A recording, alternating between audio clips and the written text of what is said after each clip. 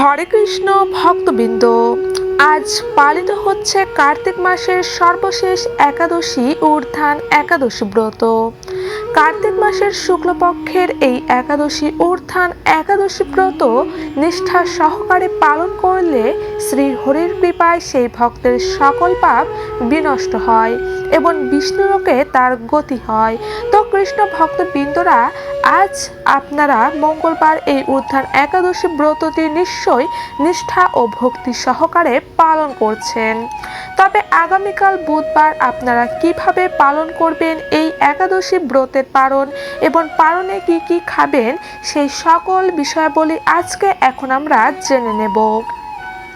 ভক্তবৃন্দ, যেহেতু 12ই নভেম্বর একাদশী তিথি থেকে শুরু হয়েছে কার্তিক ভীষ্ম পঞ্চক ব্রত উপবাস এবং এই উপবাস পালিত হবে টানা 5 দিন, তাই আগামীকাল একাদশী পালনের ক্ষেত্রে আমাদের বেশ কিছু সবজি খাবার বর্জন করে চলতে হবে পালনের দিন। কারণ ভক্তগণ, আগামীকাল পালনের থাকছে ভীষ্ম পঞ্চক ব্রত উপবাস। যদিও বা আমাদের সকল কৃষ্ণ ভক্তবৃন্দদের এই ভীষ্ম পঞ্চক ব্রত পালন করা কর্তব্য, তাই ভীষ্ম পঞ্চক ব্রত উপবাস যে সকল ভক্তবৃন্দরা পালন করছেন এবং যদি কোনো ভক্তবৃন্দরা এই ব্রত পালন করতে নাও পারছেন, তাদের ক্ষেত্রেও এবং সকলের ক্ষেত্রেও কিন্তু বিশেষ এই খাবারগুলি আগামীকাল পালনে অবশ্যই বর্জন করে চলতে হবে। না হলে কিন্তু ভক্তবৃন্দ, এতে আপনাদের পাপ হবে এবং এর ফলে নরকবাসীও হতে পারেন আপনারা। তাহলে চলুন ভক্তবৃন্দ, জেনে নেওয়া যাক কি কি খাবার খাবেন না এবং কিভাবে এই ঊর্ধ্বান একাদশী ব্রত আপনারা পালন করবেন আগামীকাল, সেই সকল বিষয় এখন আমরা জানবো। যেহেতু 12ই নভেম্বর পালিত হয়েছে কার্তিক ঊর্ধ্বান একাদশী ব্রত, সেক্ষেত্রে এই ব্রতের পালন পালিত হবে পরদিন 13ই নভেম্বর বুধবারে। প্রথমেই আপনারা বুধবার ভোরে স্নান সেরে পালনের সময়ের মধ্যে পঞ্চ রবি শস্য ভগবানকে ভোগ নিবেদন করে সেই ভোগ প্রসাদ নিজে গ্রহণ করে একাদশীর ব্রত ভঙ্গ করবেন। তো যে সকল ভক্তবৃন্দরা ভারতে পশ্চিমবঙ্গে অবস্থান করছেন, তারা বুধবার সকাল 5:49 থেকে 9:30 মধ্যে পালন সম্পূর্ণ করবেন। আর যারা বাংলাদেশে রয়েছেন যে সকল ভক্তবৃন্দরা, তারা বুধবার সকাল 6:11 থেকে 9:52 মধ্যে পালন করবেন।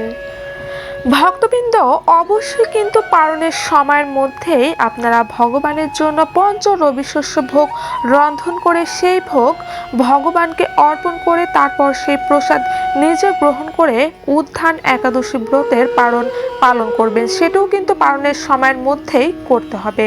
তো ভক্তবৃন্দ, পালনে আপনারা ভগবানের জন্য বিভিন্ন ব্যঞ্জন বর্ণ রন্ধন করে ভগবানকে ভোগ লাগাতে পারেন। ভাত, ডাল, তরকারি, বড়া, পিঠা ইত্যাদি রন্ধন করে ভগবানকে এই দিন ভোগ লাগাবেন। তবে হ্যাঁ ভক্তবৃন্দ, পালনের রন্ধনে কিন্তু ভুলেও মাছ, মাংস, পেঁয়াজ, রসুন একদমই ব্যবহার করা যাবে না। এছাড়াও শিম, কলমি শাক, বরবটি, বেগুন ও পটল অবশ্যই ভক্তগণ এই ঊর্ধ্বান একাদশীর পালনে এই সকল সবজি আপনারা অবশ্যই না খাওয়ার অর্থাৎ বর্জন করার চেষ্টা করবেন, অর্থাৎ খাবেন না। আর কাঁচা দুধ অবশ্যই বর্জন করবেন। আর ফলের মধ্যে রয়েছে পেয়ারা, বেদানা, আতাফল, শসা ইত্যাদি সব আপনারা বর্জন করবেন। যেহেতু ভীষ্ম পঞ্চক ব্রতের তিথি থাকছে এই একাদশীর দিন, তাই এই খাবারগুলি আপনারা বর্জন করবেন। বাকি সকল পঞ্চ রবি শস্য আপনারা ঊর্ধ্বান একাদশীর পালনে গ্রহণ করতে পারেন। তো ভক্তবৃন্দ, যখন একাদশীর পালনে ভগবানের পূজা করবেন, তখন এই একাদশীর পালন মন্ত্রটি কিন্তু পাঠ করতে হবে। সেক্ষেত্রে ঊর্ধ্বান একাদশীর ব্রতের পালন মন্ত্রটি হলো: ওং অজ্ঞানতিমিরান্ধস্য ব্রতে নানন কেশব প্রসিদ সুমুখনাথ জ্ঞানদৃষ্টি পদভব। অতএব হে কেশব, আমি অজ্ঞান রূপ অন্ধকারে নিমজ্জিত আছি। হে নাথ, এ ব্রত দ্বারা আমার প্রতি প্রসন্ন হয়ে আমাকে জ্ঞানচক্ষু প্রদান করুন। এইভাবে একাদশীর পালন মন্ত্রটি 3 বার পাঠ করে একাদশীর ফল ভগবানকে অর্পণ করবেন এবং তারপরে পঞ্চ রবি শস্য গ্রহণ করে একাদশীর ব্রত ভঙ্গ করবেন। একাদশী ব্রত পালনের প্রকৃত উদ্দেশ্য কেবল উপবাস করা নয়, নিরন্তর শ্রী ভগবানের স্মরণ মনন ও শ্রবণ কীর্তনের মাধ্যমে একাদশীর দিনটি অতিবাহিত করতে হয়। ভক্তদের এই দিন 25 মালা বা যথেষ্ট সময় পেলে আরও বেশি মালা জপ করতে হবে। একাদশী পালনের সময় পরনিন্দা, পরিচর্যা, মিথ্যা ভাষণ, ক্রোধ, চুরি করা, স্ত্রী সহবাস সম্পূর্ণরূপে বর্জন করতে হবে। তো ভক্তবৃন্দ, আজ বুধবার উত্থান একাদশী পালনে একাদশীর ব্রত কথাটি আরও একটিবার পাঠ বা শ্রবণ করে এই একাদশীর ব্রতটি সম্পূর্ণ করবেন। তাহলে চলুন শ্রবণ করে নেওয়া যাক আরও একটিবার উত্থান একাদশীর ব্রত কথাটি। কার্তিক মাসের শুক্লপক্ষের একাদশীর মাহাত্ম্য স্কন্দ পুরাণে ব্রহ্মা নারদ সংবাদে বর্ণিত আছে। মহারাজ যুধিষ্ঠির বললেন, হে পুরুষোত্তম, কার্তিক মাসের শুক্লপক্ষের একাদশীর নাম আমার কাছে কৃপা করে বর্ণনা করুন। শ্রীকৃষ্ণ বললেন, হে রাজন, কার্তিক মাসের শুক্লপক্ষের একাদশী ঊর্ধ্বান বা প্রবোধিনী নামে খ্যাত। প্রজাপতি ব্রহ্মা পূর্বে নারদের কাছে এই একাদশীর মহিমা কীর্তন করেছিলেন। এখন তুমি আমার কাছে সে কথা শ্রবণ করো। দেবর্ষি নারদ প্রজাপতি ব্রহ্মাকে বললেন, হে মান্ধাতা, যে একাদশীতে ভগবান শ্রী গোবিন্দ স্বয়ং থেকে জেগে ওঠেন, সেই প্রবোধিনী বা ঊর্ধ্বান একাদশীর মহিমা আমার কাছে সবিস্তারে কীর্তন করুন। ব্রহ্মা বললেন, হে নারদ, ঊর্ধ্বান একাদশী যথার্থই পাপ নাশিনী, পুণ্যবর্ধিনী ও মুক্তি প্রদায়িনী। এই একাদশী ব্রত নিষ্ঠার সাথে পালন করলে 1000 অশ্রমের যজ্ঞ ও শত শত রাজসীয় যজ্ঞের ফল অনায়াসে লাভ হয়। জগতের দুর্লভ বস্তুর প্রাপ্তির কথা আর কি বলবো। এই একাদশী ভক্তিপরায়ণ ব্যক্তিকে ঐশ্বর্য, প্রজ্ঞা, রাজ্য ও সুখ প্রদান করে। এই ব্রতের প্রভাবে পর্বত প্রমাণ পাপরাশি বিনষ্ট হয়ে যায়। যারা একাদশীতে রাত্রি জাগরণ করেন তাদের সমস্ত পাপ ভস্মীভূত হয়। শ্রেষ্ঠ মুনিগণ তপস্যার দ্বারা যে ফল লাভ করেন এই ব্রতের উপবাসে তা পাওয়া যায়। যথাযথভাবে এই ব্রত পালন করলে আশাতীত ফল লাভ হয়, কিন্তু অবিধিতে উপবাস করলে স্বল্পমাত্র ফল প্রাপ্তি হয়। যারা এই একাদশীর ধ্যান করেন তাদের পূর্বপুরুষেরা স্বর্গে আনন্দে বাস করেন। এই একাদশী উপবাস ফলে ব্রহ্মা হত্যাজনিত ভয়ঙ্কর নরক যন্ত্রণা থেকে নিস্তার পেয়ে বৈকুণ্ঠ গতি লাভ হয়। আশ্রমের যোগ্যতারাও যা সহজে লাভ হয় না। তীর্থের স্বর্ণ প্রভৃতি দান করলে যে পূর্ণ অর্জিত হয়, এই উপবাসের রাত্রি জাগরণে সেই সকল অনায়াসে লাভ হয়ে যায়। যিনি সঠিকভাবে ঊর্ধ্বান একাদশীর ব্রত অনুষ্ঠান করেন তার গৃহে ত্রিভুবনের সমস্ত তীর্থ এসে উপস্থিত হয়। হে নারদ, বিষ্ণুর প্রিয়তমা এই প্রবোধিনী একাদশীর উপবাস করলে সর্বশাস্ত্রে জ্ঞান ও তপস্যায় সিদ্ধি লাভ করে চরমে মুক্তি লাভ হয়। যিনি সমস্ত লৌকিক ধর্ম পরিত্যাগ করে ভক্তিভরে এই ব্রত উপবাস করেন তাকে আর পুনর্জন্ম গ্রহণ করতে হয় না।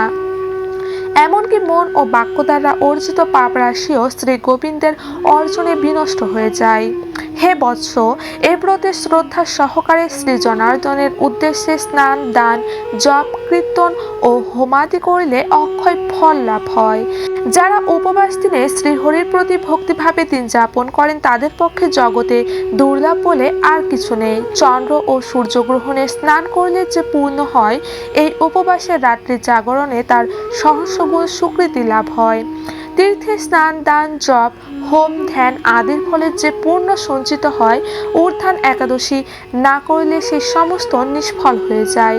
হে নারদ, শ্রী হরিবাসরে শ্রী জনার্দনের পূজা বিশেষ ভক্তির সহকারে করবে, তা না হলে শত জন্মার্জিত পুণ্যও বিফল হয়।